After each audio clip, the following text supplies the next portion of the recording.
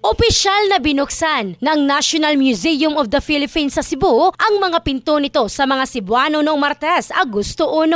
Ang bagong bahagi ng museo ay tunay na angkop na pagpupugay sa mayaman at makulay na kasaysayan ng Cebu at isang pagdiriwang ng kultura, pamana at tradisyon nito. Ayon kay Maria Cecilia Tirol, direktor para sa NMP's Visayas Museums, na nag-aalok ang museo ng kakaibang sulyap sa mayamang kasaysayan ng Cebu kasama na ang malawak nitong koleksyon ng mga archaeological artifact na nahukay sa San Remigio, Buluon at Plaza Independencia. Maaari ding tuklasin ng mga bisita ang mga exhibits na nakatuon sa arkeolohiya sa ilalim ng dagat at kasaysayan ng pandagat na muling likhain ang kwento ng kalakalang galyon kung saan may mahalagang papel ang Cebu. Isa sa mga highlight ng museo ay ang Philippine Center New York Core Collection ng 1974, isang espesyal na exhibits na nagtatampok ng koleksyon ng mga likhang sining na binubuo ng 72 gawa ng 39 na Filipino artists na ipapakita lamang sa loob ng 6 na buwan. Ang National Museum sa Cebu ay partially open sa mga bisita tuwing Martes hanggang Linggo mula alas 9 ng umaga hanggang alas 5 ng hapon. Ang bahaging ito ay hatid ng Citroplus Zinc Capsule, Strengthen Your Defense. Ito si Michelle Crasti in the heart of changing lives ng Brigada News Philippines, the Music and News Authority.